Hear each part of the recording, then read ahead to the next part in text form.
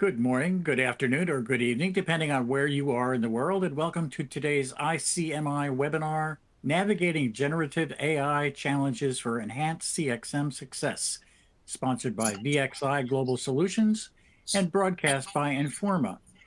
I'm Roy Atkinson for ICMI, and I'll be your moderator today. We have just a few announcements before we begin. The webinar is designed to be interactive. There's a dock of widgets at the bottom of your screen that will allow you to learn about today's speakers, download resources, and participate in the Q&A session that will take place toward the end of the presentation. The slides will advance automatically for you. You may also download content materials via the resource widget. Toward the end of the webinar, we'll ask you to provide feedback via the survey widget found at the bottom of your screen. Please take a minute to fill this out before leaving us today, as your feedback will provide valuable information on how we can improve future events. Lastly, if you're experiencing any technical problems, please click the Help widget at the bottom of your screen or type your issue into the Q&A window, and we'll be glad to offer assistance for you. And now on to the presentation, Navigating Generative AI Challenges for Enhanced CXM Success. And with us for today's topic, we have Rahul Garg, Ramiz Mir Sahib, and Sharang Sharma. Welcome. If you want to learn more about the speakers, you can find their bios in the speaker bio window on your screen. And again, if you want to ask our speakers questions, please use the Q&A window. Okay, the first question is going to go to Sharang. And let's head over to you, Sharang. Many organizations have, or believe they have, with the introduction of AI, concerns about compliance with regulations. They hesitate to use Gen AI tools because of the compliance concerns, data protection requirements like GDPR and CCPA, HIPAA for healthcare, PCI for financial services, and so on. And the occasional hallucinations have been widely shared on social media and so forth. So how can organizations acknowledge these challenges, but still adopt Gen AI-enabled tools and services? Thanks, Roy. Thanks for that question, and really happy to be here, right? So I think it's a really important question that you bring. And what we've seen is that 2023 was all about understanding the potential of Gen AI. I think it's very clear to the enterprises what Gen AI can do. So naturally, the next question is, how do we adopt it, and what are the challenges that forecome when you're looking at adopting Gen AI and CXM at a broader scale? And like you said, some of the biggest concerns that enterprises right now have are things around data privacy and security, especially in regulated industries like banking, healthcare, and insurance, where these companies are under very severe and strict regulations across the globe. Like you said, the accuracy of data is another concern, because while there's a lot of promise, a lot of good things that generative AI can do, in many instances it can also go wrong.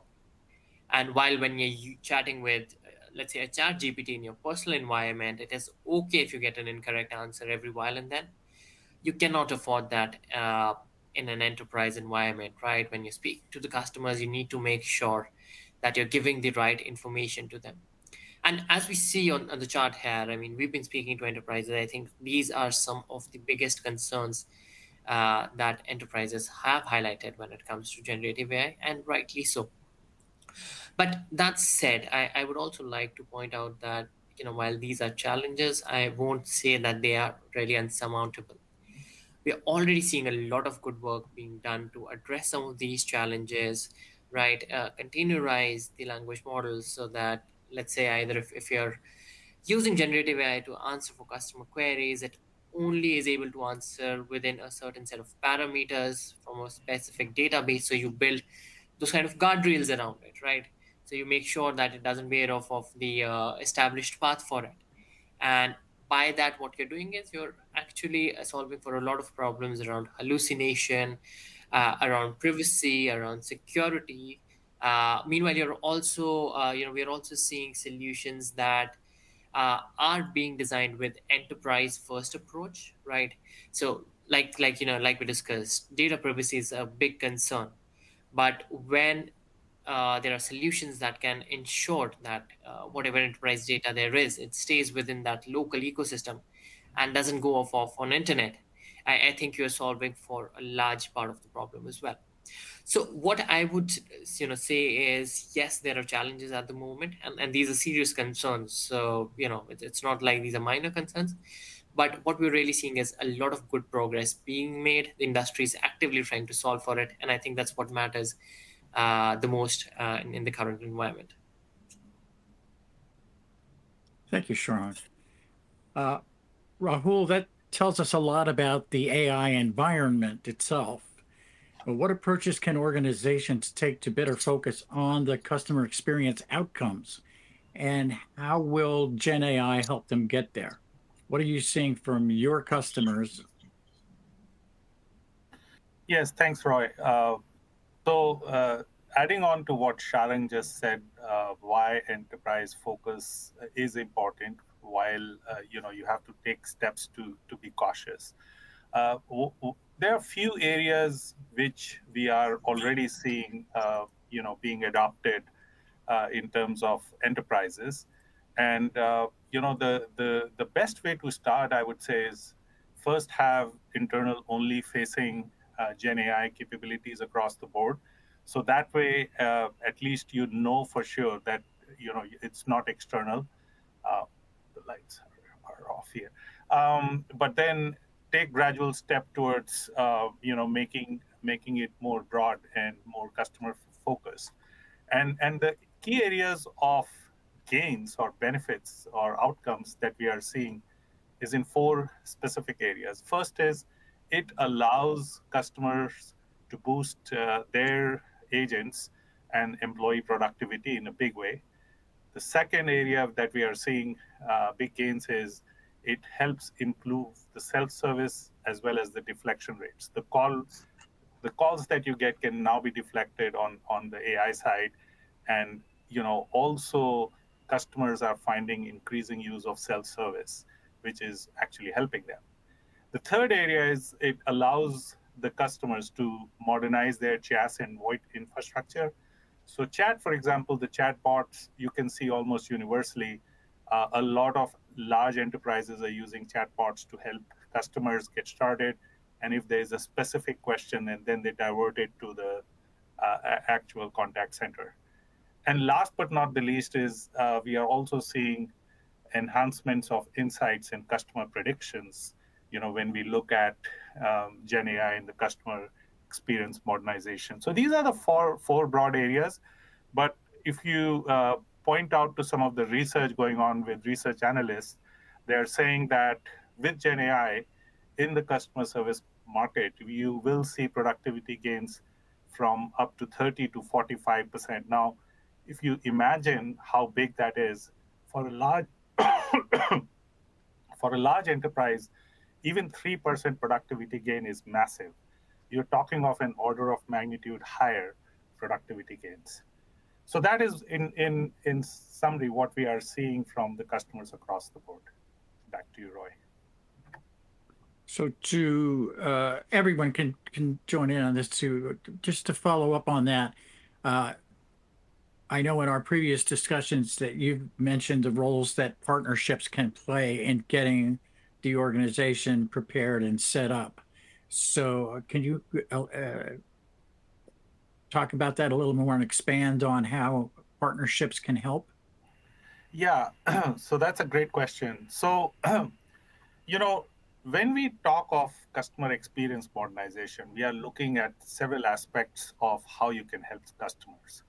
So, for example, from a technology perspective, Google and the likes, we have a vertically integrated stack which has AI, which has, data warehouse, cloud data warehouse, which has, the layers which interact with the customer, whether that's, through chat, through emails, through web meetings, and so on.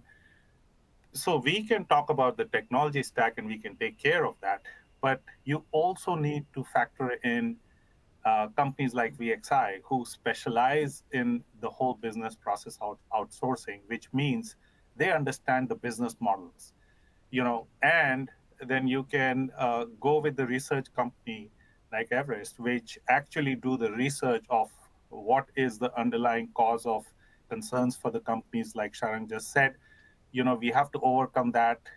And so a partnership in this space is critical. You cannot do without knowing the business and the people who are driving this business. But then also you have to leverage the technology innovations. So I'll give you an example. Back in 2017, Google published a research paper on transformers, which is the fundamental shift that you are seeing in the Gen AI, because now we understand the human language better, the better intent. We can translate it at the drop of a hat, into multiple languages, hundreds of languages. We can summarize the documents, and all of that, which is the contribution of technology. But how do you do it effectively is where, companies like VXI, companies like Everest come in and help you out. So it's a partnership play here. Can I make a point here? Sorry. Oh, sure. Go ahead. Right. Just quickly want to add to what Rahul said. So, we've been speaking to enterprises. In fact, we did a recent study where we asked 200 plus leading enterprises globally on how they would like to go on their Gen AI journey. And 75% of them said that they'd want to do it in a co-innovation, collaborative way, right? Where they work with third-party providers because of multiple reasons, right? One, they're not mature enough. Gen AI is a fairly new technology. Not everyone understands it really well. I think that's where the experience of a third party provider, let's say like a VXI, comes in really handy for them, where they're able to handhold these organizations and take them through that journey, right? The other thing is you're also mitigating a lot of risks that are associated with Gen AI, right? I think it's a very sort of uncertain kind of technology at the moment for a lot of enterprises. They don't understand everything as well as they would like. It's a very rapidly evolving technology as well. So the pace of innovation is, simply not something that most of the enterprises can keep up with. So rather than trying to invest your resources internally and keep up with technology and pouring millions of dollars into the investment, why not work with someone who has that expertise and that can provide you that kind of leverage, share those kind of best practices, and most importantly, minimize that risk for you as well. So I think these are some of the factors that is driving the whole collaborative and co-innovative model in adoption of Gen AI. Yeah. If I add, right, when we talk to customers, right, and most of the RFPs these days we look at, and customers, when everyone want to understand what's your AI strategy, how you're doing it, what you're seeing across the industries, across the use cases you are tackling, and where VXI, able to come in and help customers, because we are able to do some early experiments, test piloted with customers, and really, not reinventing the wheel, right? We already kind of created a baseline for them to accelerate that journey, but also having the partnership here, right, with Google, with Everest. So we are bringing an ecosystem together to help our customers. And it's a very complex technology. It's easy to use, but if you don't do it in the right way, if you don't have the right guardrails, etc., it becomes challenging. Use case you see it's solved, but can you take the pilot to production, right? That's a huge effort. And many times if you try to yourself, many times you don't get into that level. And I have seen early success stories, but also early lot of failures in our customers. They jump into this one, tried it, failed, and then pretty much the entire initiative was shut down. Instead of getting those kind of experience, why can't you try it like a crawl, walk, run approach? We work with you, we can bring the expertise, but also, share the lessons, right? Both positive and negative, thereby you're not wasting the time. And we see that with a lot of our customers. We are what we call early design partners. That really is a great approach, and that helps them to see the value before you take that into production and ask for investments and see the ROI and so forth. Great, thank you. And with the challenges that come with this technology that you mentioned, Ramesh, How much of a role does the current talent pool play in adoption, implementation, and integration? If you want to get this into execution and production, then you're going to need people to work with you to do that. And what role does a talent pool play in that? And I welcome any of your comments. Yeah, I mean, it's a new technology, but AI been there for many decades now, right? It's been used what we call traditional AI. What we see now is more of a Gen AI, and like Rahul mentioned, the transformer technology, which really opens up enormous possibilities. So the key is to upskill, right? So you need to upskill not just on the technology part, but also on the business part, how you apply it, where to apply it, how you can take the advantage of this potential technology. So upskilling is important. Again, upskilling is not an easy task, right? You really can't upskill someone overnight. So it takes time and experience and projects to get there.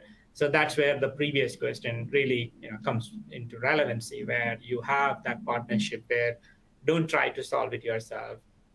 Use the internal team, use them, give them opportunity to learn, give them opportunity to try the technology, but also businesses to understand, figuring out, okay, what are the use cases which we can solve with this technology, kind of map it out. And there are some examples in this slide where, a lot of the use cases which enterprises are prioritizing is around customer experience, whether it is customer contact center automation, whether it is customer acquisition, service operation optimization, etc. You will see the first wave of use cases is tackled on customer experience. So from a talent pool, if you are part of a customer experience, if you're part of a contact center, and if you're responsible for the customer service, it's important that you put the team to understand the basics of the technology first, but also understanding the use cases. There are a lot of case studies coming out with good success stories. There are case studies coming about what to not to do. You need to understand what is guardrails, how to ground things, which LLM works for which use cases. Is it a cost-effective way to use one versus other? How you apply, data privacy, right? Can you put PII information into the LLM? What is your strategies around governance around it? So if you look at pretty much what enterprise was doing traditionally, it's all applicable for Gen AI as well. But you need to take that to the next level, but make sure it has an overlay of, the standard enterprise process. Thereby, you need to upskill most of your, employees and users. Great, thank you. And moving on to something a little bit connected, as you mentioned, customer experience organizations are very much interested in this type of technology. And if we assume that AI does have strong advantages for customer experience, what are some of the use cases that you're seeing? And I think, Sharang, you have some information on that. Definitely. I think the beauty of generative AI is the fact that it can actually operate in a lot of environments and for a lot of applications within the whole customer experience management space, right? Be it things like supporting agents, delivering better customer experience to the customers by providing things like a personal assistant for the agents, so best prompts, taking it out of knowledge bases and presenting them to the agents so that they can take it to the customers, or even supporting customers in real time, right? I mean, FAQs and chatbots have been in the industry for a while. It's not a new concept. But what generative AI does is it makes it much more human-like, much more accurate. I mean, even if we look at the accuracy and the outcomes that were achieved between what generative AI based bots can do and what was being done earlier, it's a night and day difference. Other things that we're seeing where there's a lot of excitement around generative AI is things like data and analytics, where you know uh, generative AI can help you make sense out of your data, move it from an unstructured to structured format, derive insights out of it, which can ultimately help you understand your customers better, personalize the entire experience for them, and ensure that you're delivering better outcomes for them. Right. On the other hand, what we've been also hearing about is things like agent coaching and learning, where generative AI observes how the agent has been performing over a call, and then it is able to, advise on what trainings can really help those agents in their career and in their, delivery of services, and ultimately help them become better at their jobs. What other thing that we're seeing is that there's also a lot of emerging use cases that we talk about, right? So things like language translation, where you don't really need native speakers of those kind of languages to support customers who have that kind of niche requirements. Helping brands in things like dynamic pricing strategies, where you can adjust prices based on real-time market sentiments, conditions, customer behaviors, run experimental experiential marketing campaigns, uh, tailor messages on whole experiences. Right now, we know how annoying it can be waiting on a call for an agent to answer, and in the meanwhile, you're thrown a repetitive, monotonous music, which gets really old after a couple of seconds. But if instead of that, I can create tailored messages that can, keep the customer engaged, help them stay informed, I think you're just elevating the customer experience altogether, right? So these are some of the things that we're seeing out there in the market with a lot of potential. Uh, what I would also say is, to start off with, I think enterprises are still, experimenting more on internal use cases. So things like agent assist or agent support or intent recognition. And that's just to play on the safer side, because there's always some level of human moderation involved. There's a human in the loop element, which ensures that even if the technology falters, and it will falter because it's a new technology, people are still trying to figure their way out of it, you have that kind of human supervision to ensure that you can bring in timely corrections. So that's where we see at least the market for now. Back to you, Roy. Right, thank you.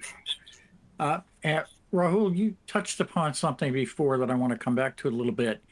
You mentioned the crawl, walk, run approach, and because of real or perceived competitive pressure, a lot of organizations want to move really fast once any internal objections or reasons for hesitation are overcome. Should they jump in with both feet, or should they take a slower, more careful approach? And what does that look like? Yeah, good question, Roy. I will allude to what Ramesh was saying earlier, which is take a guardrail approach so that it doesn't end up in a disaster. Work with uh, BPO companies like VXI who have actually done this for a long time. They understand the business, so you don't like just go ahead and open the gates up. What I would recommend is, in the crawl, walk, run approach, start with things which are tested and proven and are risk free. For example, if you are running a contact service agency, and one of the things you want to do really well is be able to summarize the call. Now, generative AI can do that really well for you, and it allows you to quickly, let's say you had a long call with your broadband company and you are struggling with something.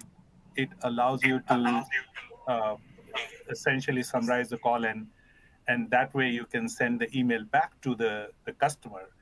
That improves their experience so much more, that they did not have to go through the whole lot, and the agent did not have to do everything. A lot of this was automated. Same thing with translation. I know, Sharon, you alluded to the translation. Let's say you have a Spanish speaker who's struggling to really articulate what they are after. They can ask the question in Spanish, and it would be translated for the agent and everyone else into English automatically. Those kind of things, not only drive productivity and efficiency, but it actually helps you to get you started in an area which is relatively risk free. And so on and so forth. Like, small gains in this kind of an aspect will suddenly lead you to raising the bar, and they can be used for more strategic services rather than just answering the calls, which allows the game to be raised. and even things like if you have the analytics and AI, like Sharon was showing in the previous slide, it allows you to understand, if there is a call which comes from, yes, this slide, which comes from a particular type of customer, most likely they are going to ask you this kind of question. So it's almost like customer prediction and actually helping the agent to get into those conversations. And then in the next iteration, you can automatically solve for that because you have a view of customer 360. Not only that, you can upsell, cross-sell to the customer in areas that they may not be aware of. And I'm not saying that a distress call should be converted to a cross-sell call, but what I'm suggesting is with that view that it offers, Gen AI offers immense potential to up-level the conversation. If I may add, right, if you look at this is kind of our methodology we follow, right? If you look at contact center, particularly, you have the upstream side where you are hiring for talent, training them, then putting them into a production or in a customer project, and then you're monitoring the quality, and then also looking after how to coach them. If you look at the entire life cycle, right, the Gen AI has so much of potential to apply in all these buckets, right? We are using right now to help candidates score the candidate better using Gen AI. It doesn't have anything to do with the end customer, but if you do a good job in that, getting the right candidate who are someone who is good at care may not be good at sell, right? So someone who have a good sales skill, how you identify them and putting them into a sales program, and someone who are good at care, right? What are the soft skills required? What are the other skills required to be a good care agent? You look at those skill set from their resume, their interview, and then help our recruiters to kind of find the right candidate. So if you do a good job there, downstream become much better, right? Now means those guys or those people who are coming new to the industry or have done previously similar job, they can be trained much easier, faster. They absorb the content faster. But also the traditional training methodology need to change, right? Someone sitting on 3 4 weeks 5 weeks of training and all those things, you could cut short that training period to few days, even few hours, with the help of Gen AI, because you can give just in time, a kind of like a training co-pilot, like a tutor, who can give them the information they need without having to, memorize most of that and have that in your muscle memory. So, the next stage get improvised. The next is performance, right? Performance is a combination of how they do, like Sharang mentioned, Rahul mentioned, how to understand intent, what is the customer sentiment. You can give that real-time feedback much easier because the Gen AI and LLMs can understand human, language much better, right? Previously, how we communicate with machines were using machine language, right? Humans need to learn machine language to communicate with machine. But now we have this capability to communicate with machines using human language. Think about the possibility. Not everyone is well versed in machine language, but we all are well versed in human language, right? So that's where the power of LLM comes, and that's where you can apply in all these cases. I'll just stop with one use case which we are trying on the Copilot, right? The Copilot is our strategy to help our agents to answer questions faster. And there, if you look at day life of a particular agent on a particular call, they have to go through 4 5 6 systems, to find an information or find an answer or kind of solve a particular case. Instead of that, if you have a co-pilot, giving that just-in-time answer, giving all the backdrop, the context, hey, this customer called 10 times before and they had this issue, they're maybe calling for the same issue. You can have that all context given to the friend line, and the friend line can give a better experience. That means the customer say, okay, this company cares. They know what I'm calling about. They know, okay, I called 10 times before. Now they give me a solution pretty faster instead of staying in a call for 10, 15, 20 minutes, right? So the applicability is so huge. And this is very, very interesting to be how we portray the possibility, but also it's a continuous learning, right? You need to connect this. It's not one time you do it and then you can think that it's all going to work. No, this is a constant effort, right? You need to make sure it's done in a continuous improvement manner. Otherwise, you're going to fail. So I think that those are the key points I want to make sure everyone understand, that this is not, it's that a crawl walk approach where you need to try, pilot it, test it, but also have ability to maintain it, support it, take it to production, and so forth. Yeah, and adding on to what Ramesh just said, so some of our customers have told us the high churn rate in this industry. So customer service modernization or customer experience modernization faces some of the highest churn rates that you can see in the industry. So how do you manage that? And to what Ramesh was saying, like if you train your agents better in appropriate knowledge, they can get the answers at the tip of the tongue instead of searching 5 different systems.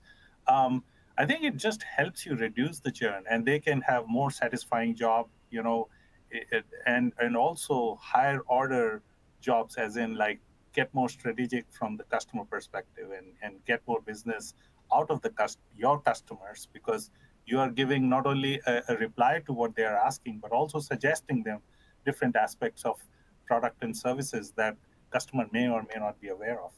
So I totally agree with that. Thanks, Rahul. And Ramesh, kind of following from what's been said already, many companies are struggling to see how the work involved in customer experience, which there is a lot. We've talked a lot about the things that we have to do. How is that generating return on investment? Because that's what the people up in the upstairs offices want to hear about, right? How can Gen AI help demonstrate the value and the ROI of customer experience organizations? Yeah, no, it's a great question. You start with use cases, right? You don't start with technology. So the approach should be that what are the use cases you can apply in customer experience, particularly identifying use cases have the impact, the maximum impact, but you may not be able to tackle that day one, right? So you should have a roadmap of use cases you want to tackle first. The second one is, do you have the right technology? Do you have a technology partnership, right? Then the third is, do you have internal skill set? If you have that, then you have to start with the pilot, right? You need to test it. Okay, simple use cases like previously discussed, summarization. It's a solved problem with Gen AI. I don't think anyone have to worry about this one, but you can put some guardrail, you can put some grounding, then make sure the summary doesn't go beyond what the document says or the conversation says, so that it doesn't hallucinate. So you need to put some of that, but pretty much summarization could save many minutes of a particular friend line's effort. Take that dollar amount, right? Times 3 minutes or 5 minutes you save, times the dollar amount you spend to pay for that agent or time and system. That's an ROI, right? So you extrapolate that into many minutes and hours and days. Millions of dollars can be saved. But there is other things, right? You are improving CSAT, you are improving the customer experience altogether, you are creating loyalty for your products and services because you provide a better customer service. Those all could add to millions and billions of dollars to the. So the idea is to pick a use case, test it out, show a value before you take production, but that will buy in. I don't think any CEO will say that, hey, I'm not investing in this. If you show them you are improving your revenue generation by 5%, you are improving customer satisfaction by 20%. I don't think any CEO will say that you should not do that, right? So the idea is to get into those KPIs on OKRs so that you can go back and speak the business language. End of the day, this is all about business, nothing to do with technology in that sense. Whatever we are applying is to improve the overall experience, thereby improving the business growth. And speaking of which, we hear a lot about the importance of companies to make sure they're doing things right. Automation and AI can accelerate things, but if you're not doing the right things to begin with, you're accelerating the wrong things, right? Just do bad things faster is the way I've heard it expressed. So, Ramesh, what do you think about that? How do organizations make sure that they're doing things right and doing the right things before they bring in the technology to enable things better, faster? End of the day, right? What AI can do or LLM can do or generate is all about data, right? End of the day, you need to have a data strategy. If you don't have a data strategy, it's challenging. But also some of the previous challenges with organizing the data, because many times 80%, 90% of the data is unstructured in an enterprise. And unstructured data are human data. Mostly it has a human language in it. Many times that is ignored before, and you don't use that for business use cases. Now with generative AI, you can use those data for actually solving business use cases. That means you are getting much more data which was not accessible before. So you can take the data which is unstructured and structure it and have a governance policy around it, what data goes to what.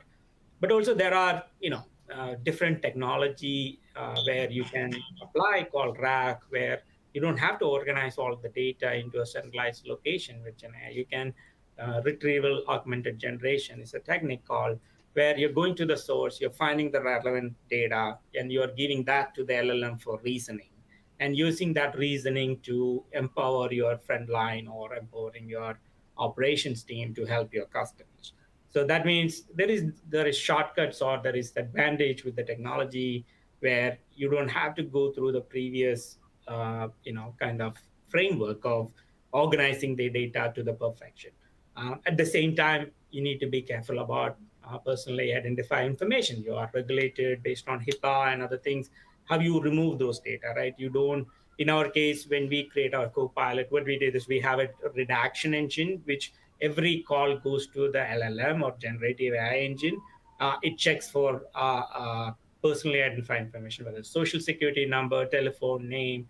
None of that gets sent to the LLM, right? So we have a guardrail or a redaction process to do that, because LLM don't have to know someone's social security number to and help you reason something, right? It need the context, and context doesn't require a particular social security number. So you remove that, you make sure you have mechanism to prevent such data doesn't get leaked out of your enterprise is very, very important. So there are technology and techniques you can apply for that. Other than that, I think having a framework, process, and partnership is the key. But I would let Sharan and Rahul to comment, because they see this lot in their side, how customers are approaching, because it's not just one way to approach it. There is multiple ways based on industry, size, and so forth. But yeah, Rahul or Sharan, you want to comment? Yeah, I can start, and then Sharon, you can chime in as well. So think of the central ecosystem as the AI enhanced experience in the contact center. So that's where companies like VXI specialize with the all the insights that Sharon's company Everest actually gives. So think of it like the central bus of how you can help with the AI, and then think of where the customer are in their journey. So if they like to interact through social media posts and you're not leveraging that, if they like to interact with phone, website, email, messaging, live chats and mobile apps and so on, you can then enhance these experiences, like the customer experiences for customers, by giving higher quality, better answer in a shorter time. So it reduces your call time by a big way. And then think of how you can tap into your knowledge base of, when Ramiz was telling about how they have built systems which allows customer service agent to tap onto 5 different systems to get that knowledge, a simple LLM to answer questions. I think that is how AI actually helps without having the risk of going too much overboard on it can be dangerous. So I think that's where one should start and keep it simple initially, see the value it delivers, and then expand to the next level. Sharon, what do you think? Sure, no, all good points, Rahul and Ramesh. I would just add a little more flavor to it, right? So technology is important, data is important, like you said. I think there are other aspects to it as well before you're ready to take on that generative AI journey or transformation journey. I think you need to look at people readiness within the organization. So do you have the right talent that can help you incorporate or blend Gen AI with your existing ecosystem, right? From a process perspective, our enterprise is ready. So have they ensured that from a regulatory perspective, they are going to be compliant. Inertia around culture, right? So when you're bringing in such a disruptive technology, obviously people are going to be hesitant.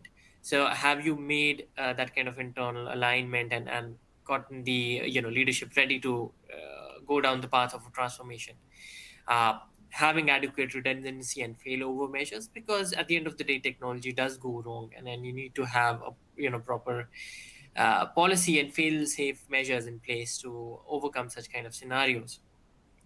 Things like financial readiness or change management, that's going to be crucial as well. And like you said, then technology readiness, where you have the ability to scale, you have that kind of infrastructure capacity that allows you to implement these technologies across your ecosystem. You're making sure that your data privacy and security measures are up to mark. I think all of those are really important prerequisites before you can think about deploying generative AI successfully. So all of that becomes really important. Something that we've touched on. Sorry, go ahead. Yeah, go ahead. Go back to you. Go ahead, please. All right. I was just going to say, then the other question really becomes is, how do enterprises really start on this? Where do you, what are the steps that you take? So I think what becomes important is to take a step-by-step approach, where you start with understanding the potential of the technology in your particular context, right?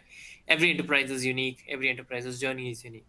So try to identify what is the potential of this technology within your environment. What are the risks that come with it? Is it even worth it or not, right?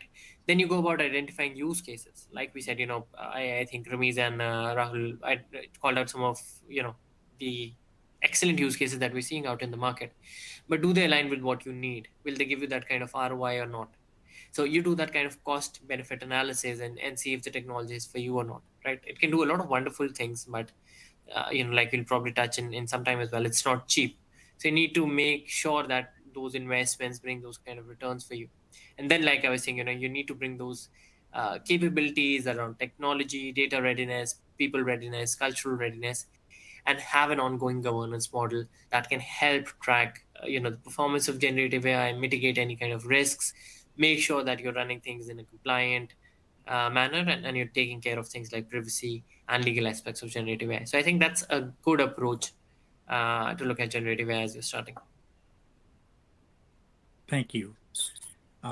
So everybody can address this a little bit.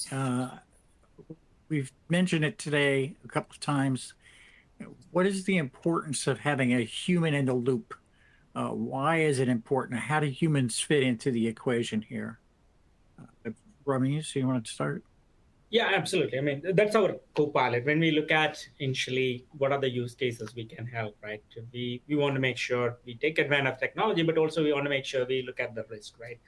Because this technology is moving very fast, right? What is relevant last week is not relevant anymore this week. You have new things to do, way to do it, and there is more frameworks coming out. So having a human in a loop is because you can validate, right? Humans, someone who have done this many times, they know the answers. You can validate before you directly giving the LLM to the end user. That means it's a kind of a testing validation phase where you are reducing the risk of something like hallucination happening, and that gets to the end customer. There's a lot of news around live chatbots where powered by LLM, answering questions and giving discounts and rebates and things which was not approved. That is called hallucination, right? You don't want something not in your policy being said or mentioned by the LLM, and thereby creating a legal trouble or financial trouble for the company. That's where the humans, because your agents are your friend line. The friend line is helping, and that's their job. But also they can validate the answers you get from the LLM. Thereby, you're reducing the huge risk. But also the feedback loop you get from that can improve your process, improve your LLM, improve your knowledge base. Thereby, it's kind of a setting the stage for making sure you're taking advantage of the technology, but also you're doing that with much less risk. So I think that's the key, but I will let others comment as well. Yeah, so one of the things, Roy, to understand is this is almost the question you are asking is almost like when do we approach singularity, where there's no human involved and your LLMs and your AI systems answer the questions automatically. There's always, there's always this hypothetical question, but think of it more fundamentally. And this also comes in other areas of AI. I'll give an example for listeners to understand that. When you examine the mammographs, or breast cancer screenings, a human like a doctor who has been trained in a medical system may have access to thousands of previous scans for cancer or not, and they may base their judgment based out of the thousands of scans they have seen and have been trained up. Now, can you compete with a machine learning algorithm which has seen millions of these scans? Probably not. But would you allow the machine to make a prediction that this is cancer and therefore it must have a mastectomy? You probably won't do that. You still need a doctor to examine that, but you will assist the doctor. The AI will assist the doctor to help them make a decision. I think it's very similar in customer service experience, where you are talking of customer experience modernization.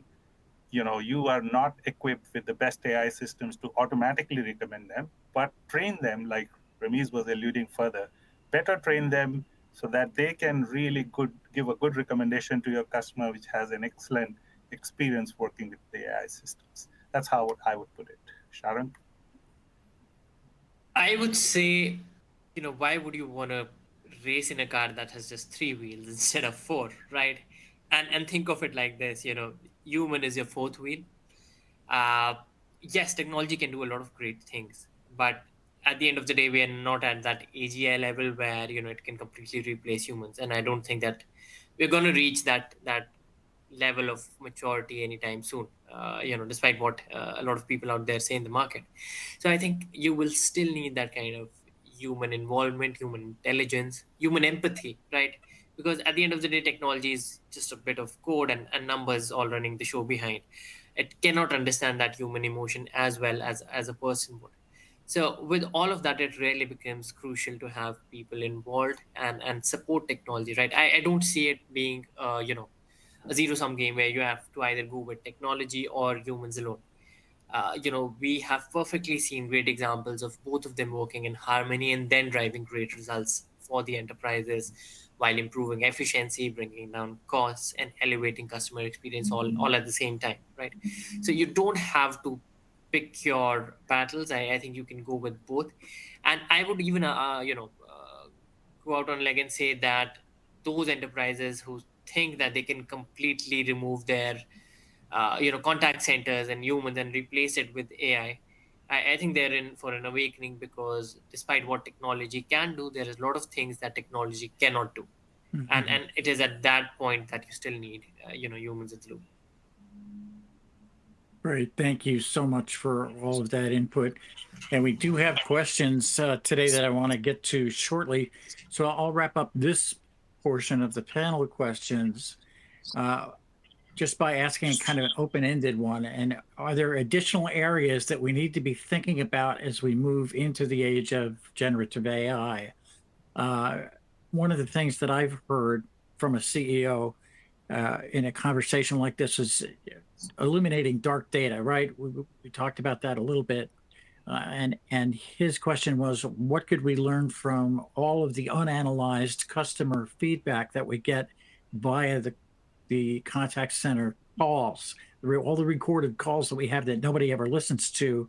Can we learn from that? And his question was, how many times our customers mention our competition, and was it a positive or negative mention? And I thought, wow, that's a great insight. So I know there are missing insights that we might be able to get access to. And what are you seeing there, or what are you thinking about as you approach this? It's an interesting question. Let me start with, and I'll hand over to Rahul, right? I have a use case which we are working with customers where we are kind of mining the entire data, call data, chat data, and we are able to collect insights about the sentiment, but also seeing a much more complex analysis which we could do, right? Previously, only 5%, 10% of the calls are analyzed. Now you have capabilities to analyze 100% of the data or conversation. But bringing that into a platform like a data platform and then kind of putting other AI and machine learning technologies is the key.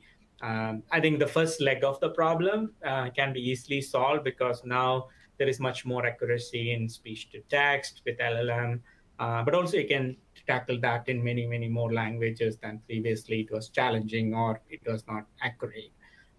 That gives that better data, better metadata, better tags. You can use it for downstream analytics, right?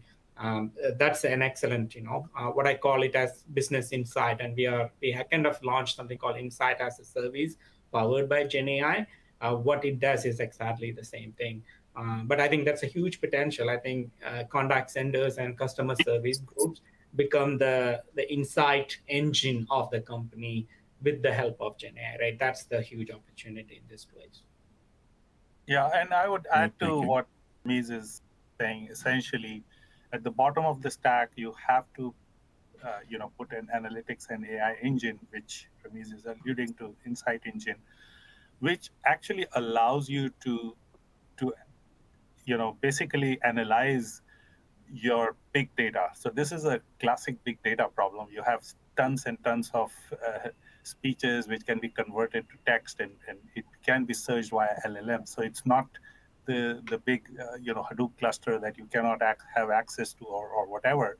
Nowadays you can build LLMs which are powered by that, and the thing is, how do you use that efficiently in an insightful way to power your answers, to summarize your answers, to give more accurate answers, so that that dark data that you alluded to, Roy, does not bother the company, but instead you can actually use it to your advantage. So for example, you can do analysis of so many distressed customers in one particular area of the business were because of X, and you can invest in X based on the analysis of that, so that when next time a similar call comes, you already know what to do. So it's using the lessons learned instead of worrying about it too much. That's how I would approach it as well, and completely agree with Ramesh. Yeah, I would add one example, right? If everyone is used to buying from Amazon, right? If you go to Amazon customer review previously, right, you go and read every review. Now, if you look at, there is a widget on top of all the review, which talks about entire customer sentiment, what exactly the entire cohort of customers talked about a product, and you are able to get a quick summary. So you don't have to read every comment or feedback, but you get that summary. That is powered by LLM, right? Generative AI is producing that because it can analyze everything and kind of conceptualize and tell you, based on this is what I'm seeing. People talk about, hey, this product has great quality, this product has these issues. You're getting that summary in a quick manner, and it saves a lot of time in reading. And that's a good use case of how you take, you apply that same thing in your customer contact center or customer experience channels. We can do exactly the same thing. Instead of products, your products, what the customer is talking about, you can summarize and say, okay, this product is doing great, this service is doing great, this is the areas where you need to work based on the negative sentiment or how customers are giving you feedback. So the opportunity is huge. If you can look at, those are the simple use cases, I would say, where has less risk, but also has so much of powerful impact, which can make for the, which can help the businesses to grow. Great, thank you all for that. We do have questions, and I want to get through as many as we can. If we don't get through all the questions, and we might not today, they will be answered to you after the subject matter experts have the opportunity to digest them, and they can respond to you individually. Brad asks, if you're a business leader contemplating beginning the journey, leveraging a crawl, walk, run model, as we talked about earlier, does the panel have any recommendations for those that still need to get their business case or use case approved internally so that they can proceed? Are there any specific metrics or ROI measures that a project stakeholder can count on during the critical period getting out of the batter's box, using a baseball analogy? Any specific metrics that you would be looking for? Probably I can just start with that. I think while it's a new technology, and obviously people wonder and how do you really measure the success. But I think what really works is a back to basics or keeping it simple approach, right? At the end of the day, how do you measure if your contact center is running efficiently or doing well? You see at your matrix things like, what is the first call resolution, or what is the average handle time, or, like Ramesh was saying earlier, what is the NPS or the CSAT, right? And you identify where there are gaps. So for example, if, let's say there are issues on the operational side where the AHC is really long, and you'd like to reduce it, you identify that's an area of concern, and how can you leverage in technology, bring in generative AI to solve for that. And like Ramesh was saying, things like something as simple as post call summarization for the agents that can do wonders for your AHT, right?